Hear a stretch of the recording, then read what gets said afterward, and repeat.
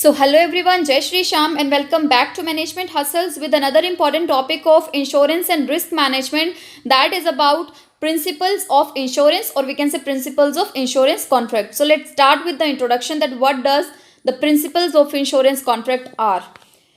तो अगर हमें इंश्योर करना है कि भाई जो भी हमारी इंश्योरेंस कॉन्ट्रैक्ट है उसकी फंक्शनिंग है वो प्रॉपर इफेक्टिव एफिशिएंट वे में चलती रहे, तो जो इंश्योरेंस है और जो इंश्योर्ड है, यहाँ पे इंश्योरेंस का क्या हुआ, इंश्योरर और इंश्योर्ड हो गया जिसने वो इंश्योरेंस करवाया है, इन सबको कुछ रूल्स फॉलो करने पड़ते हैं, कुछ एक्शंस फॉलो करने पड़ते हैं, कुछ गाइडलाइंस फॉलो करनी पड़ती है, जिनको हम बोलते हैं प्रिंसिपल्स ऑफ इंश्योरेंस। जो प्रिंसिपल्स ऑफ इंश्योरेंस है वो रूल्स होते हैं एक्शंस के, और वी कैन से कंडक्ट होता है जो एडोप्ट करना पड़ता है बाय एवरी स्टेक होल्डर जो भी इन्वॉल्व है किसमें, इंश्योरेंस बिजनेस में या फिर इंश्योरेंस कॉन्ट्रैक्ट में।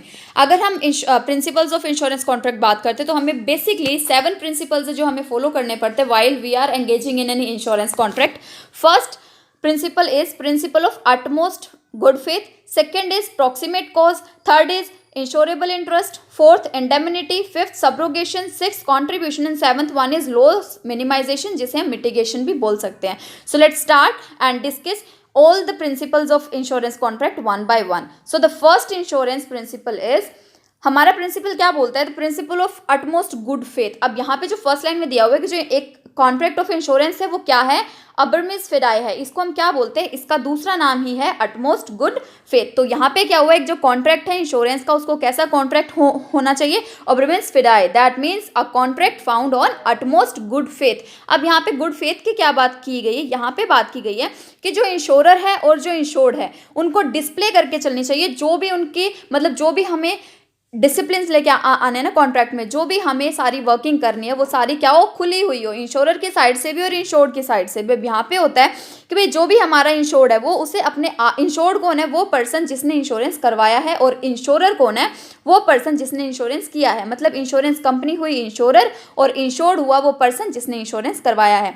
तो अब यहाँ पे बताया गया कि जो इंश्योर्ड है, जो इंश्योर्ड पर्सन है जिसने इंश्योरेंस करवाया है, उसे वॉलंटरली सारी और फुल एक्यूरेट डिस्क्लोजर कर देना चाहिए रिस्पेक्ट ऑफ मटेरियल और बिलोंगिंग्स के, हाँ भाई ये पर्टिकुलर थिंग्स मुझसे बिलोंग करती है और ये चीज़ ऐसे ऐसे। मतलब कि यहाँ पे क्या हुआ कि फॉर एग्जांपल कोई भी पर्सन है, फॉर एग्जांपल उसने लाइफ इंश्योरेंस करवाया, तो अब लाइफ इंश्योरेंस में क्या हुआ, तो उसे पहले से ये क्या करना होगा, डिस्क्लोज करके रखना होगा कि that if he is suffering from any disease और नॉट। तो अब यहाँ पे क्या हो रहा है कि लाइफ इंश्योरेंस में क्या है कि भाई जब तक उसकी डेथ होती है, जब तक वो उसके बाद उसको इंश्योरेंस मिल जाता है उसकी फैमिली को, बट अगर वो जो उसकी डेथ है अगर वो किसी बीमारी की वजह से हुई तो यहाँ पे क्या हो गया, वो वॉयलेंट हो गया, वॉइडेबल हो गया, तो यहाँ पे क्या होगी, वो सारी चीज़ें कंसिडरेशन में नहीं आएंगी। तो इसलिए जो भी हमारा इंश्योर्ड पर्सन है उसे रिस्क को प्रपोज करने के लिए पहले क्या करना चाहिए, जितने भी उसकी एक्यूरेट डिस्क्लोजर है, मतलब we can say factful material है, थिंकिंग्स है, बिलोंगिंग्स है, उसे डिस्क्लोज कर देना चाहिए।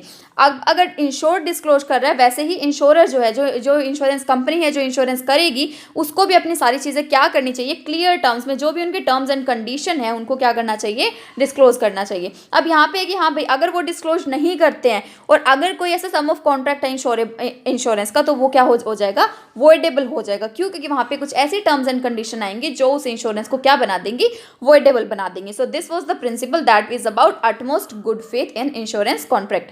Next principle is principle of insurable interest. अब यहाँ पे क्या है, यहाँ पे इंटरेस्ट का मतलब यही है कि जो पर्सन इंश्योरेंस करवा रहा है ना, उसमें उसका इंटरेस्ट होना चाहिए, उसकी बिलोंगिंग्स होनी चाहिए, उसकी रिस्पेक्टफुलनेस होनी चाहिए, उसकी कंसिडरेशंस होनी चाहिए। अब यहाँ पे क्या बात की गई है, अगर हम इंश्योरेबल कॉन्ट्रैक्ट की बात करते हैं, इंश्योरेबल इंटरेस्ट की बात करते हैं, तो इंश्योरेबल इंटरेस्ट जो हम करवा रहे हैं उसके ऊपर क्या होना चाहिए, एक पर्टिकुलर उस पर्सन का क्या होना चाहिए, पेक्यूनरी इंटरेस्ट होना चाहिए। अब यहाँ पे पेक्यूनरी इंटरेस्ट क्या हुआ, मतलब कुछ फाइनेंशियली मनी के टर्म में होना चाहिए। ओके, अब यहाँ पे क्या हो रहा है, कॉइन्स के मतलब मनी के टर्म में ही होना चाहिए। अब ये क्यों बोला गया है कि भाई अगर हम किसी चीज़ का इंश्योरेंस करवा रहे हैं, ऑब्वियसली वो हमारी बिलोंगिंग होगी।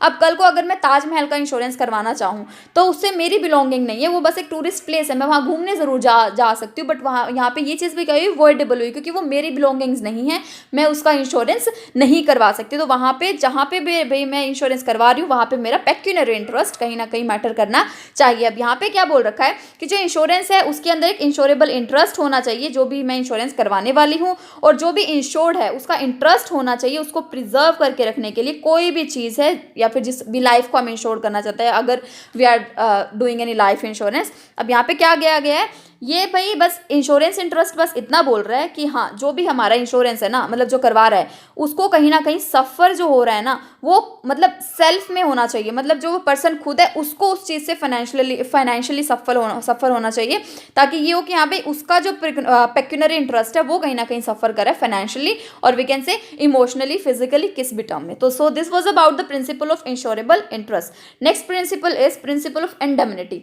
अब यहाँ पे क्या बोला गया, ये प्रिंसिपल कहता है कि जो इंश्योरेंस है ना वो अंडरटेक करता है कुछ कंपनसेशन को, जो जैसे ही कोई लॉस अकर होगा वो उस पर्टिकुलर डैमेज को क्या कर दिया जाएगा, कंपनसेट कर दिया जाएगा। अब यहाँ पे बोल रखा है जो कंपनसेशन पेबल है ना या फिर लॉस सफर्ड हो रहा है वो क्या है, इन टर्म्स ऑफ मनी हो रहा है। ऑब्वियसली हम जो इंश्योरेंस करवा रहे हैं वो हम बोलते हैं ना कि भाई जो इंश्योरेंस है वो सिर्फ हमें प्रोटेक्शन नहीं प्रोवाइड कर रहा है, वो हमें इन्वेस्टमेंट भी प्रोवाइड कर रहा है। और वो हम इन्वेस्टमेंट किस फॉर्म में कर रहे हैं, in the form of premium, वो भी हम कैश में पे कर रहे हैं, in the form of we can say जो भी हमारी किस्त जाती है per month for any insurance, तो वो भी क्या हुई, हमारी इन्वेस्टमेंट हुई। अब नेक्स्ट क्या बोल रखा है इसके अंदर, जो प्रिंसिपल ऑफ इंडेमनिटी है ये लाइफ इंश्योरेंस पॉलिसीज में और लाइफ इंश्योरेंस में वी कैन से एप्लीकेबल नहीं है। अब नेक्स्ट हमारा प्रिंसिपल है प्रिंसिपल ऑफ प्रॉक्सिमेट कॉज। अब यहाँ पे क्या बोला गया है, इस प्रिंसिपल के अकॉर्डिंग टू जो भी इंश्योरेंस पॉलिसी है वो कुछ ऐसे डिजाइन करनी चाहिए जहाँ पे क्या हो, जो भी कॉस्ट है ना वो उन्हीं चीज़ों को कंपनसेट करेगी वो इंश्योरेंस पॉलिसी, जो पर्टिकुलर रूल्स कंडीशंस और पूरा जो हमने format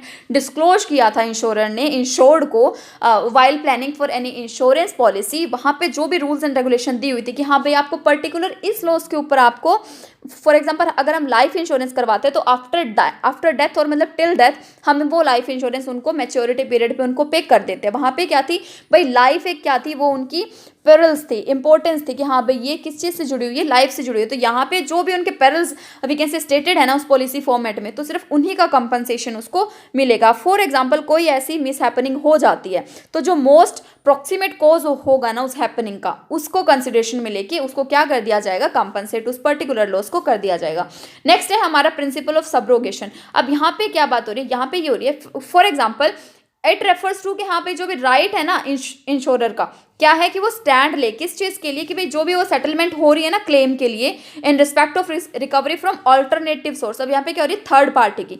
for example a person है, उसका एक्सीडेंट हो गया है तो मतलब उसको जो उसने एक्सीडेंटल इंश्योरेंस करवाया था वो तो है, बट अब जो थर्ड पर्सन है ना जिसकी वजह से एक्सीडेंट हुआ उसे भी कहीं ना कहीं हम क्लेमिंग के क्या बनते हैं, हम एक ऑल्टरनेटिव है कि हाँ भाई हम उससे भी क्लेम रिसीव कर सकते हैं। अब यहाँ पे क्या हो रहा है भाई, जो भी हम इंश्योर्ड पर्सन है वो क्या करेगा, when the insured is paid for the loss, मतलब जो भी डैमेज हुआ है उसका, फॉर एग्जांपल एक्सीडेंट में ही हुआ है तो उसको क्या होगा, जो ओनरशिप है राइट किस चीज़ की, कि भाई जो प्रॉपर्टी है वो शिफ्ट कर दी जाए किसके पास, कस्टमर के पास। तो यही चीज़ है जो कस्टमर की राइट शिफ्टिंग हो रही है ना इंश्योरेंस कंपनी में, उसको बेनिफिट नहीं किया जा सकता। क्यों? क्योंकि जो भी हमारा थर्ड पर्सन है हम उससे भी क्या कर सकते हैं, अकर कर सकते हैं जो भी क्या है हमारा क्लेम है जो हम उससे लेना चाहते हैं, जो भी हमारी एक्सीडेंटल थियरीज आई हैं उस टाइम पे। नेक्स्ट है हमारा प्रिंसिपल ऑफ कॉन्ट्रीब्यूशन। अब यहाँ पे क्या हो रहा है, फॉर एग्जाम्पल एक पर्सन है ए, उसने एक एक्स कंपनी से भी उसने इंश्योरेंस ले रखा है और वाई कंपनी से भी उसने इंश्योरेंस ले रखा है। अब फॉर एग्जांपल ए का कोई घर था, उसने अपने होम का वो कर रखा है, इंश्योरेंस करवा रखा है और उसे 20 लाख रुपए का लॉस हुआ है तो उसने 20 लाख रुपए का इंश्योरेंस यहाँ पे भी करवा रखा है और 20 लाख रुपए का इंश्योरेंस यहाँ पे भी करवा रखा है। अब जो ए है ना वो यहाँ से तो ले आया अपना इंश्योरेंस के, क्या कर दिया, क्लेमिंग उसने कर ली, बट अब वो चाह रहा है कि वो यहाँ से भी कर ले, तो ये पॉसिबल नहीं है। अब यहाँ पे क्या होगा, जो ए का इंश्योरेंस है ना 20 लाख का, अब एक्स कंपनी ने उसको पे तो कर दिया, अब एक्स कंपनी कहाँ जाएगी, वाई कंपनी के पास जाएगी कि भाई ए को जो भी हमारे सर्कमस्टांसेस थे, हमारी पॉलिसी थी उसके अकॉर्डिंग टू से 20 लाख का डैमेज हुआ है तो इसलिए मैंने भाई एक्स कंपनी ने उसे 20 लाख रुपए दे दिए as a form of compensation.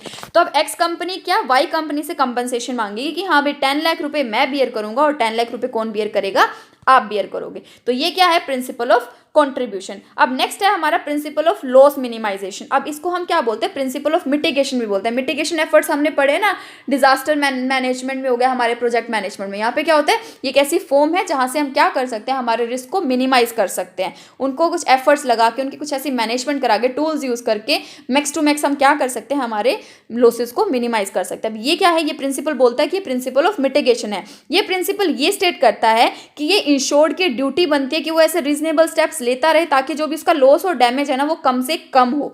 अगर जो रीजनेबल केयर नहीं रखी जाएगी, particular we can say prudent parity की, मतलब जिसके लिए भी वो क्लेम लेना चाहता है इन फ्यूचर अगर किसी चीज़ का लॉस होता है, तो जिस पर्टिकुलर चीज़ के ऊपर लॉस होगा उसको अगर वो केयरलेसली अगर उसको परफॉर्म करेगा तो ऑब्वियसली बात है कहीं ना कहीं लॉस होगा। बट ये क्या है, ये इररिलेवेंट है कि हाँ भाई वो रिस्पॉन्सिबल, भाई जो भी उसकी रिस्पॉन्सिबिलिटी है वो परफॉर्म नहीं कर रहा है। तो अब यहाँ पे क्या हो रहा है, फॉर एग्जाम्पल भाई जो क्लॉथ है, एक क्लॉथ हाउस में कुछ क्लॉथ्स रखे हैं और वहां पे आग लग गई, जो ओनर है ना उसको ये ट्राई कर लेना चाहिए एटलीस्ट कि हाँ वो ज़्यादा से ज़्यादा अपना सामान क्या कर सके, सेव कर सके। बट ऐसा नहीं है कि हाँ भाई जलने दो मुझे कंपनसेशन मिल जाएगा। तो वो क्या होगा, यहाँ पे कहीं ना कहीं उसे प्योर वी कैन से जो फुल कंपनसेशन है वो प्रोवाइड नहीं किया जाएगा, क्योंकि वो कहीं ना कहीं उसे सेव कर सकता था, वो मिनिमाइज कर सकता था द लॉस ऑफ डैमेज। और ये लॉस नहीं है, यहाँ पे लॉस। अब क्या कर सकता है वो, कहीं ना कहीं अपने डैमेज को, लॉस को कम कर सकता है। So this was all about my today's video and thank you so much for watching this and please do not forget to like, subscribe and share my channel. And if you are having any doubt from previous videos I had posted, so please comment below in the comment section. Thank you.